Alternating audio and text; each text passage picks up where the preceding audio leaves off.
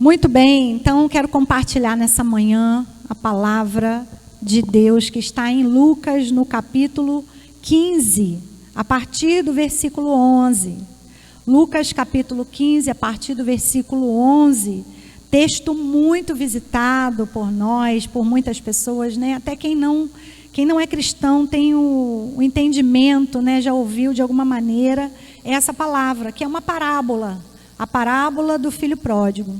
Vamos lá, a partir do versículo 11 diz: Jesus continuou: certo homem tinha 2 filhos, o mais moço deles disse ao pai: Pai, quero que o Senhor me dê a parte dos bens que me cabe. E o pai repartiu os bens entre eles.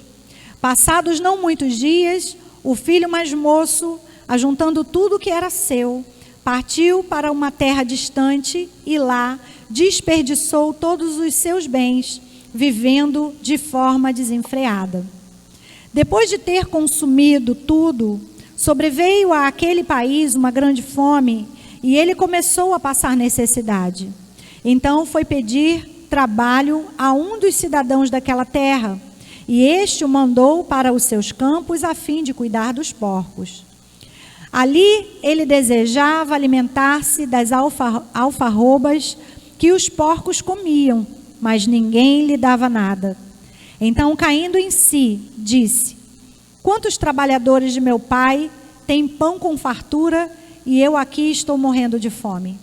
Vou me arrumar, voltar para o meu pai e lhe dizer: Pai, pequei contra Deus e diante do Senhor, já não sou digno de ser chamado seu filho. Trata-me como um dos seus trabalhadores. E arrumando-se foi para o seu pai. Vinha ele ainda longe, quando seu pai o avistou e, compadecido dele, correndo, o abraçou e beijou. E o filho lhe disse: Pai, pequei contra Deus e diante do Senhor, e já não sou digno de ser chamado seu filho. O pai, porém, disse aos seus servos: tragam depressa a melhor roupa e vistam nele, porque um anel no dedo dele, põe um anel no dedo dele e sandálias nos pés. Tragam e matem o bezerro gordo. Vamos comer e festejar. Porque este meu filho estava morto e reviveu, estava perdido e foi achado. E começaram a festejar. Ora, o filho mais velho estava no campo quando voltava. Ao aproximar-se da casa, ouviu a música e as danças. Chamou um dos empregados e perguntou o que era aquilo. E ele informou: o seu irmão voltou. E por tê-lo recuperado com saúde, o seu pai mandou matar o bezerro gordo. O filho mais velho se indignou e não queria entrar. Saindo, porém, o pai procurava convencê-lo a entrar, mas ele respondeu ao seu pai: faz tantos anos que sirvo o Senhor e nunca transgredi um mandamento seu, mas o Senhor nunca me deu um cabrito sequer para fazer uma festa com os meus amigos. Mas quando veio esse seu filho, que sumiu com os bens do Senhor, gastando tudo com prostitutas, o Senhor mandou matar o bezerro gordo para ele. Então o pai respondeu: meu filho, você está sempre comigo, tudo que eu tenho é seu. Mas era preciso festejar e alegrar-se, porque este seu irmão estava morto e reviveu, estava perdido e foi achado. Aleluia, graças te damos, Senhor, pela tua boa palavra, que ela frutifique em nós, em nome de Jesus. Amém. Bom, queridos, eu quero compartilhar esse texto mais uma vez, entendendo que estamos vivendo um tempo de preparação para a colheita. É um tempo, kairos, há um kairos de Deus sobre a terra, né? Muitas vezes nós temos dificuldades de entender e discernir os sinais de Deus. Mas se buscarmos nele, se estivermos nele, tirando esse tempo que estamos vivendo, né, para mergulhar mais ainda na sua palavra, mergulhar mais ainda na sua presença, ouvir a sua voz, como as ovelhas devem ouvir a voz do seu pastor, buscar estar com Deus, Ele mesmo vai nos dando a sua direção e a revelação, e nos falando, né, sobre o que é o tempo, o que Ele deseja fazer nesse tempo atual, né? Então, qual a direção para nós, qual a direção para o seu reino, qual a direção para a sua igreja, qual a direção do mundo, tudo isso, né, Deus já tem em sua mente tudo organizado, né? Nós é que precisamos ouvi-lo, e Ele quer nos contar, né? Ele quer compartilhar conosco. A palavra de Deus diz que Ele revela aos seus profetas, que Ele compartilha com a sua igreja, com seus filhos, os seus planos. Mas aqui, na parábola do filho pródigo, nós temos um exemplo, né, de algo que a gente precisa estar atento. E eu quero compartilhar com você a partir de 3 grupos que a gente identifica aqui, né? E esses 3 grupos nos convidam a refletir qual é a nossa postura diante do Pai. Você sabe que Jesus estava contando uma parábola para falar sobre o reino de Deus.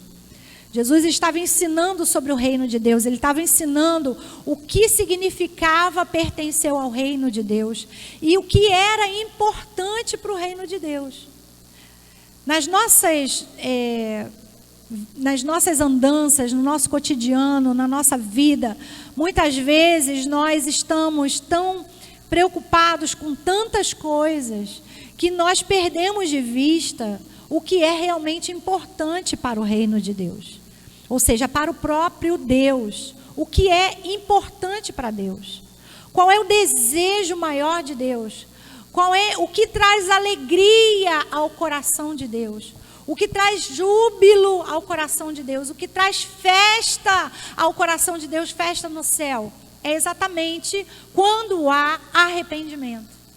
Quando alguém que estava tomando um caminho diferente do caminho que Deus propõe, decide retomar, né, recalcular a rota, né, decide recalcular a sua rota e ajustar agora na mesma direção de Deus. Deus se alegra quando nós estamos em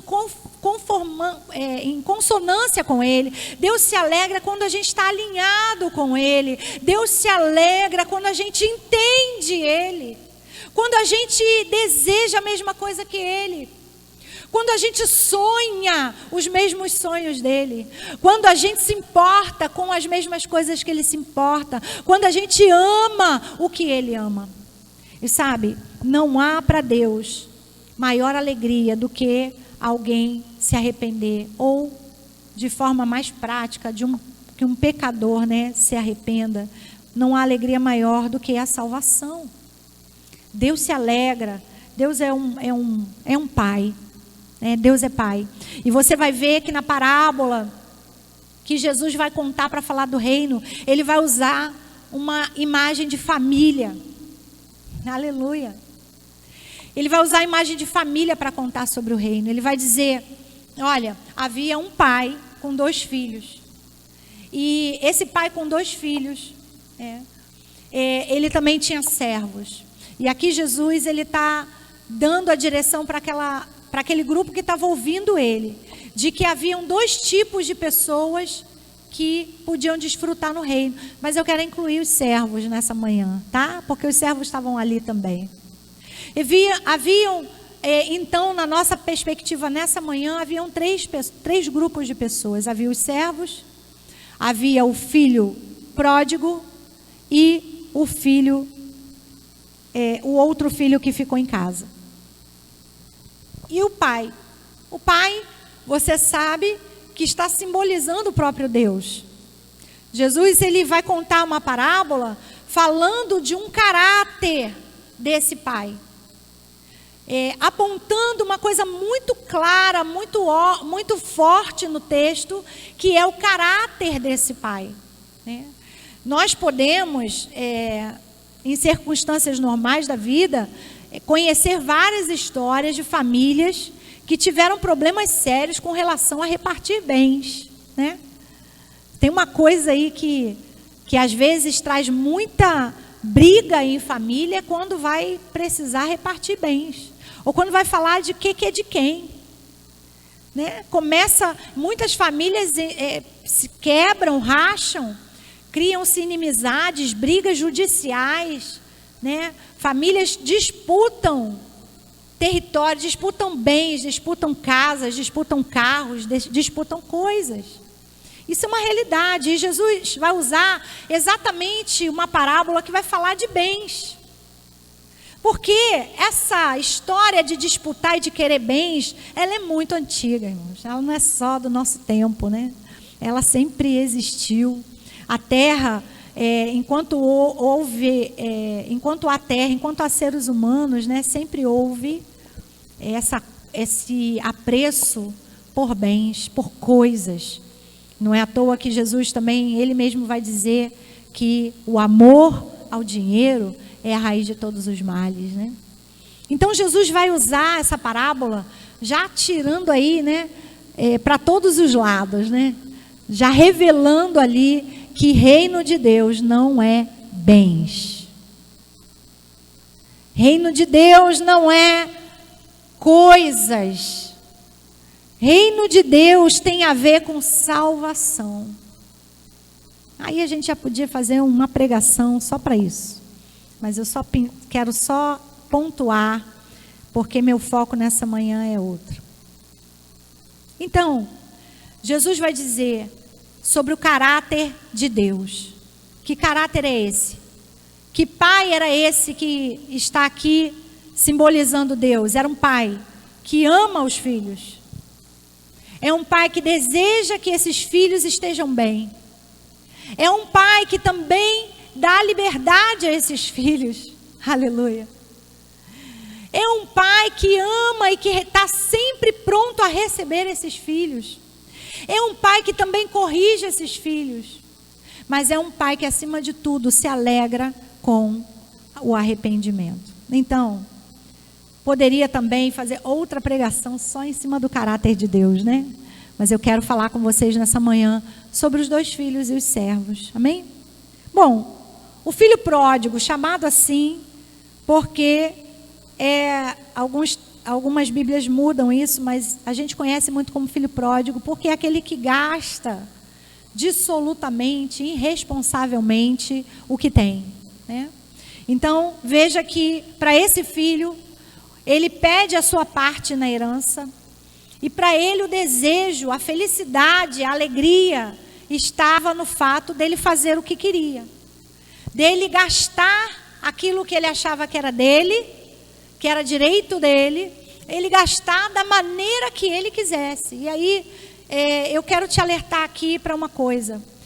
Quando a gente vai para o reino de Deus, porque aqui é uma parábola do reino, nós vamos perceber que Deus, ele nos dá tudo o que temos, né? Mas o principal, o que é mais importante que temos em Deus? O que é mais valioso que temos em Deus? Que se perdermos isso, perdemos tudo. É a nossa vida, né? Nossa vida. Então eu posso te conduzir a pensar nessa manhã que no reino de Deus também acontece assim. Deus, ele nos dá liberdade, ele nos dá escolha de fazermos o que quisermos. Então ele nos dá a vida. E assim como o filho pródigo, muitos de nós falam, deixa que eu cuido da minha vida. Eu governo, eu quero gastar a minha vida da maneira que eu acho melhor. Então eu pego toda a minha vida e eu decido o que fazer com ela. Eu decido onde eu vou usar a minha vida. Eu decido como eu vou gastar a minha vida. Eu decido com quem vou compartilhar a minha vida. Eu decido por onde eu vou andar com a minha vida. Assim como o filho pródigo, hoje, muitas pessoas estão no governo da sua própria vida. Estão decidindo o que fazer com elas. Estão tomando decisões financeiras, emocionais, relacionais, profissionais. Estão tomando decisões até ministeriais. Estão tomando decisões de até em que igreja vão frequentar. Porque eu quero te dizer, meu querido irmão, minha querida irmã, que isso se aplica a todo ser na terra, a todo ser humano. É possível que aquele que nunca conheceu Jesus, né, a gente coloca essa palavra mais para ele, né? É possível que a gente faça isso, porque a pessoa nunca conheceu Jesus, ela pega a sua vida, faz da sua vida o que ela quer, governa do jeito que ela quer, faz o que ela acha que é melhor, né? Como o filho pródigo fez. Mas é possível também que um cristão, alguém que um dia entregou a sua vida para Jesus, alguém que um dia deu o governo para Jesus, possa pegar o governo de volta. Né? Eu falo para Deus, Senhor, tu tem todo o governo sobre a minha vida, mas na hora de decidir o que fazer com a minha vida, quem decide sou eu. Também me encaixo no filho pródigo, né? Ah, Deus é bom, mas eu é que vou escolher minha profissão. Eu é que vou escolher com quem eu vou me relacionar, quem eu vou namorar, quem eu vou casar. Eu é que vou escolher o que eu vou fazer com o meu dinheiro. E tem cristãos que até são fiéis no dízimo, na oferta, né? Mas o restante não tem nenhum compromisso com a direção de Deus. Então é possível que, assim como o filho pródigo, né, um cristão, tanto cristão como não cristão, pegar a sua vida e tomar o governo dela. E exatamente esse é o ponto principal no reino de Deus. Esse é o ponto principal, porque no reino de Deus, a primeira coisa que precisa ser feita é deixar o governo desse reino na mão do rei. Ou seja, não adianta eu vir ao altar, eu confessar Jesus, eu levantar minha mão para Ele. Não adianta eu frequentar os cultos, uma igreja. Não adianta eu estar aliançado a uma igreja evangélica apenas se eu não deixo o rei reinar. Se na hora que eu tenho que tomar decisões, eu digo, não. Deixa que eu governo a minha vida. Eu sei o que fazer. Quem cuida da minha vida sou eu. Quem decide a minha vida sou eu. Ninguém pode dar pitaco. Quem paga minhas contas sou eu. Então quem governa a minha vida sou eu.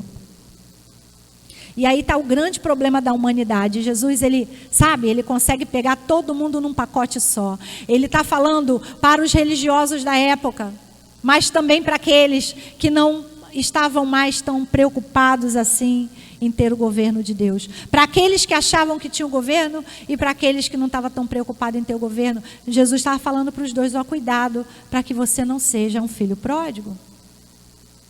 Porque aos olhos de Deus, sim, Ele é pai de todos. Ele quer ser pai de todos.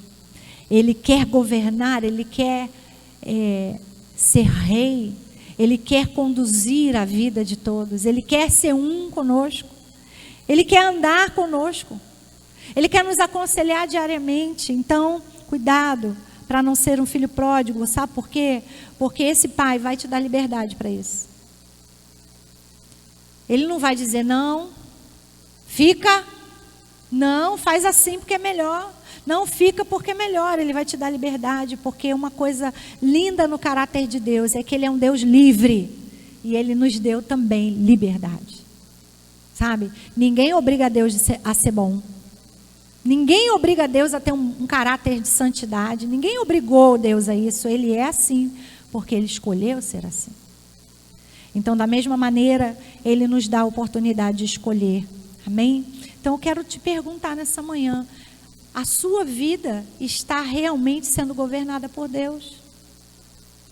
Será que você, como esse filho pródigo, não tem tomado decisões sem consultar a Ele, sem ter o conselho dEle, sem estar alinhado com a palavra dEle, sem estar em consonância com a vontade dEle? Será que você não está indo para uma direção contrária à direção que Deus quer para a sua vida?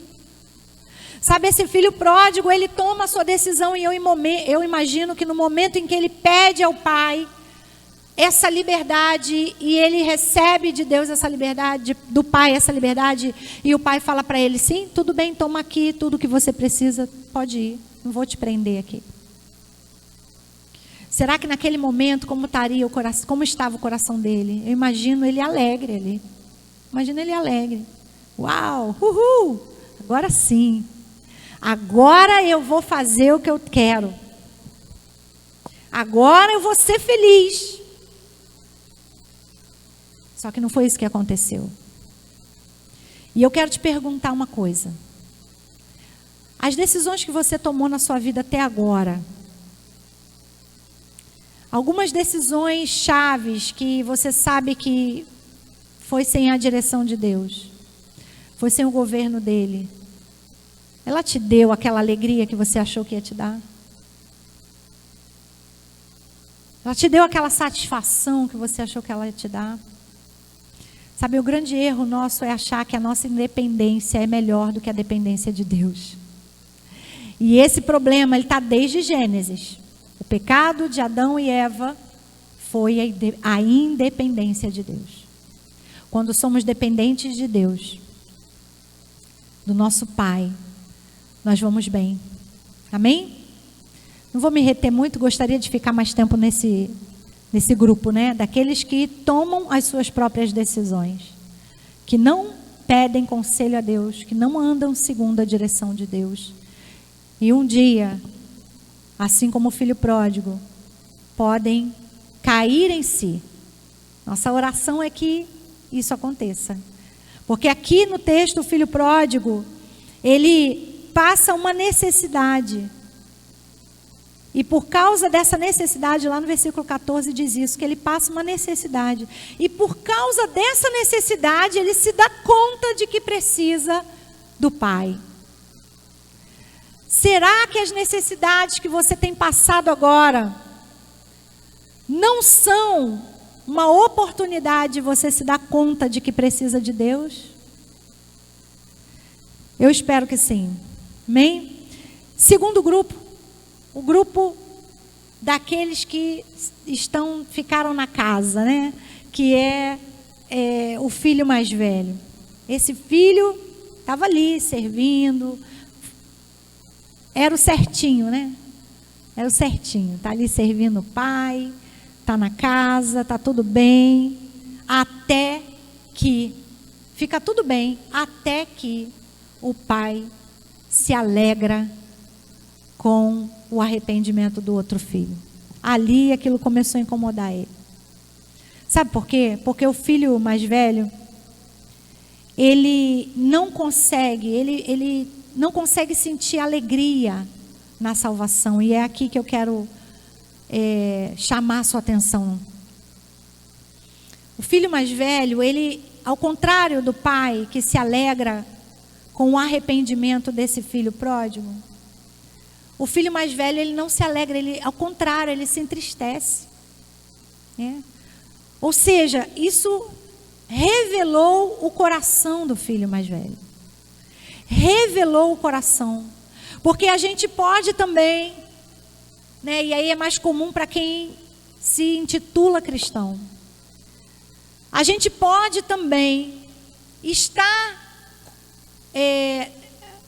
na casa do nosso pai, sem estar com o coração alinhado com o coração do nosso pai. Ora, se nós somos filhos de Deus, se nós andamos com Deus, se nós estamos querendo servir e agradar a Ele, se nós estamos querendo adorar a Ele em tudo que fazemos, se nós não temos prazer na salvação de vidas, tem algo errado. Nosso coração não está alinhado com o coração de Deus. Então eu quero te perguntar nessa manhã, como está o seu coração com relação à salvação de vidas? Isso tem te incomodado? É algo que você acorda? Porque se Deus dormisse, irmãos, eu imagino que Ele acordaria pensando nisso, sabe? Mas Ele não dorme, Ele pensa nisso o tempo todo. Ele quer salvar vidas o tempo todo. A alegria maior dEle é que vidas sejam salvas. Mas nós, os seus filhos, a igreja, por muitas vezes, somos como esses filhos aqui. Como esse filho aqui. Que é o filho que não se alegra com a salvação. Se alegra em fazer coisas. Se alegra em trabalhar para Deus. Se alegra em montar uma coisa para o Pai. Se alegra em construir alguma coisa para o Pai. Fazer eventos, fazer encontros, fazer reuniões. Se alegra em exercer algum ministério, alguma tarefa. Mas não perdeu a alegria de ver vidas sendo salvas. Irmãos, isso não é normal. se o meu coração não está incomodado, que vidas não estão sendo alcançadas pelo Senhor, se nós como igreja local, como igreja aqui em Damasco, por exemplo, se nós como igreja não estamos incomodados de que vidas não estão aceitando Jesus, que nós não estamos alcançando pessoas para o Senhor, tem algo errado com o nosso coração. Nosso coração já está endurecido. Sabe? Não importa mais nada, não tem nada mais importante do que termos a preocupação de que vidas precisam ser salvas. E se essa alegria não é o que está no nosso coração, nessa manhã eu te convido a sondar o teu coração. Nessa manhã eu convido você a falar com Deus sobre isso. Sabe, porque se isso é o que mais alegra a Deus, isso deveria ser o que mais nos alegra também. Mas muitas vezes nos entristece. Sabe? Muitas vezes nos entristece. Porque nós julgamos que algumas pessoas não merecem o que nós temos. E aí eu termino. Queria falar mais também, mas eu termino falando sobre os servos aqui. Irmãos, os servos, os empregados desse pai, eles se saíram melhor do que o filho que ficou em casa. Né? Eles se saíram melhor. E eu quero te lembrar que Deus, Ele nos chama para ser filhos. Jesus vai dizer, né, que ele não nos quer nos chamar de servos, Ele quer nos chamar de filhos, de amigos. O desejo de Deus é que a gente tenha uma aliança com Ele tão profunda, tão íntima, que é uma aliança de família, que é uma aliança de amizade, que é exatamente compartilharmos os mesmos ideais, as mesmas vontades, os mesmos sonhos. O desejo de Deus é esse, é que a gente como família se junte a Ele para compartilhar os mesmos sonhos que Ele tem. Mas o filho que ficou em casa, aquele filho que nunca saiu de casa, aquele filho que de certa forma deixava Deus governar, o pai governar sobre a sua vida, o seu coração não estava alinhado com o coração de Deus. E eu quero te dizer que os servos se saíram melhor do que ele. Porque os servos que não tinham tanta intimidade com ele, com Deus, com o Pai, né? Eles conseguem obedecer. Eles conseguem obedecer. O dono da casa diz, vai lá, mata lá o boi, tadinho, para a gente fazer um churrasco, para a gente dar uma festa, porque meu filho voltou. Os servos foram lá e obedeceram. Os servos se saíram muito melhor, porque eles prepararam a festa, eles organizaram a recepção, eles mataram lá o bichinho, tadinho, e comeram, estavam ali para preparar o banquete para eles festejarem, certamente participaram da festa. Estavam lá festejando também. Mas o outro filho não conseguiu se alegrar, não conseguiu participar da festa. Então, ainda que você seja filho, ainda que você não entenda algumas coisas, pelo menos se coloque na posição de servo. Porque vai se sair melhor. Amém? Então nós estamos nesse tempo, eu quero encerrar dizendo isso. Nós estamos nesse tempo, um tempo onde Deus está liberando palavra de salvação. Deus está aproveitando as circunstâncias atuais, adversas, para liberar palavras de salvação, para abrir os braços. Só que hoje a representação de Deus somos nós. As pessoas vão ver primeiro a nós para depois ver Deus. Então, nós precisamos ser a voz de Deus. Nós precisamos ser os braços abertos de Deus. Nós precisamos ser o coração dele, mais do que nunca. para receber aqueles que querem voltar ou aqueles que querem entregar o governo da sua vida ao Senhor. E de maneira nenhuma, o pior dessa história, o pior de todos foi o irmão mais velho, o irmão religioso, né? Jesus falava isso para aqueles fariseus, né, para os saduceus especialmente, para os escribas, mas a gente não fica livre de cometer o mesmo erro. Então, é tempo da gente se levantar, irmãos, e de averiguar o que estamos fazendo com a nossa vida. Deus está governando mesmo? Está tudo que fazemos está debaixo dos princípios de Deus? Não estou perguntando se você é perfeito, porque eu sei que a gente está no caminho. Mas eu estou perguntando se você tem usado os princípios de Deus, o governo de Deus, para balizar todas as suas decisões, toda a sua vida. Se você não está fazendo isso, você está gastando a sua vida de forma dissoluta. Segunda coisa que eu quero que você avalie também é: você tem sentido alegria de vidas salvas? Você acorda e pensa: poxa, já tem um tempo que eu não vejo uma vida se converter ao Senhor. Já tem um tempo que eu não vejo uma vida transformada ao Senhor. Ou quando você vê a possibilidade de alguém estar caminhando próximo à salvação, você fica já com aquela expectativa: uau! Como o pai que viu o filho vindo lá longe, e ele já correu em direção ao filho para abraçá-lo? Ou será que você fecharia a porta e entraria dentro de casa? Então, avalie seu coração. E em terceiro lugar, sabe, acima de tudo, obedeça ao Senhor. Obedeça ao Senhor.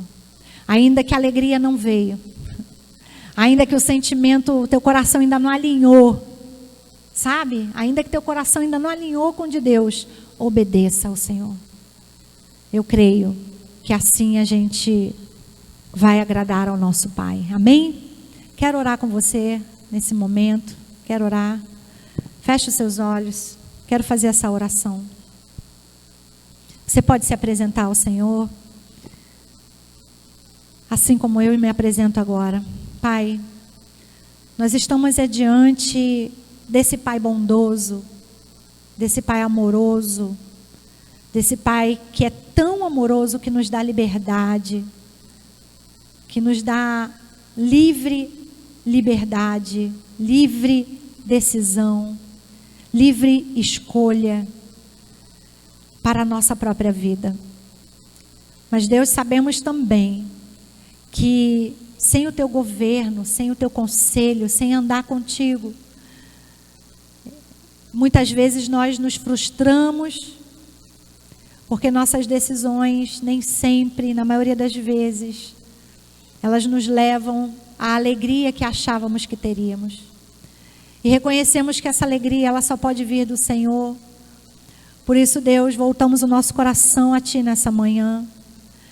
Pedimos, nos perdoa se temos tomado decisões fora da Tua vontade. Temos andado, Senhor, em direções opostas à Tua vontade para a nossa vida. E pedimos, Espírito Santo, nos ajuda a nos alinhar, a voltar o caminho para dar a Ti o governo novamente. Pai Santo, também queremos pedir que a religiosidade não nos segue, endurecendo o nosso coração a ponto da gente não mais se alegrar com aquilo que Te alegra. Pai, que o Teu Espírito nos ajude a sondar o nosso coração, a fim de que a nossa alegria seja a Tua alegria, que amar vidas, pessoas, Senhor, seja o nosso maior alvo. Ver pessoas sendo transformadas, convertidas ao Senhor, seja o nosso maior alvo. Muda o nosso coração de pedra para um coração de carne, Senhor.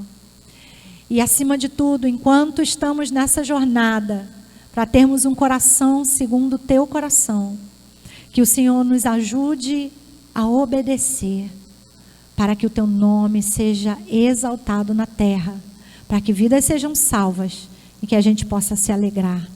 Essa é a oração que que nós fazemos nessa manhã diante de Ti, em nome de Jesus. Amém e amém. Que Deus abençoe a sua vida e a sua família, que vidas sejam salvas através da sua vida, em nome de Jesus. Amém e amém. Vamos receber a bênção. Que a graça do nosso Deus, o amor incomparável do nosso Senhor Jesus Cristo e o poder do Espírito Santo seja com você e com a sua família, hoje e para todo sempre. Amém e amém.